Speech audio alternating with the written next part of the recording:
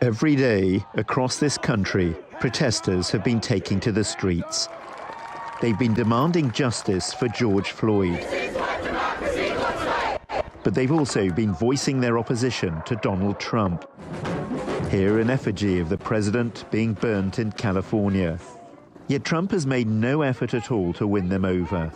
Quite the opposite, in fact. Before his controversial visit to St. John's Church, he appeared content that even peaceful demonstrators were forced out of the way first. He's even threatened to send the military onto the streets. I am your president of law and order and an ally of all peaceful protesters. But in recent days, our nation has been gripped by professional anarchists, violent mobs, arsonists, looters, criminals, rioters, Antifa, and others. A number of state and local governments have failed to take necessary action to safeguard their residents.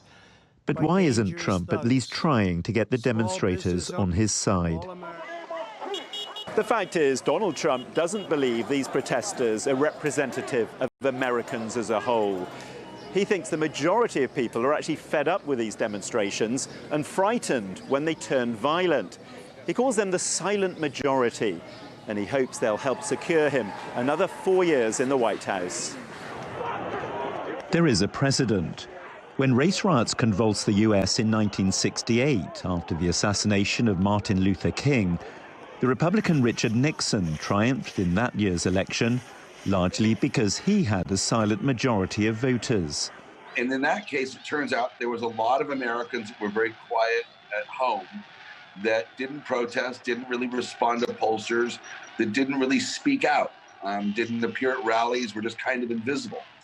And they ended up being the majority in the election, but they weren't the ones that people saw on TV.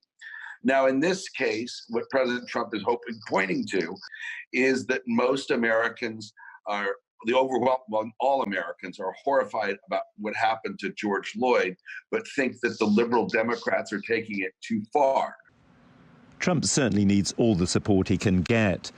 Cracks are showing within his administration. The Defense Secretary, Mark Esper, has publicly contradicted the president's call for the troops on the streets. Esper's predecessor, James Mattis, and John Kelly, Trump's former chief of staff, are among several high-profile Republicans to criticize his handling of the crisis. But Trump was never really part of the Republican establishment to begin with. He was elected as the ultimate outsider. If he's to win again in November, the silent majority could prove vital. John Brain, TRT World, Washington.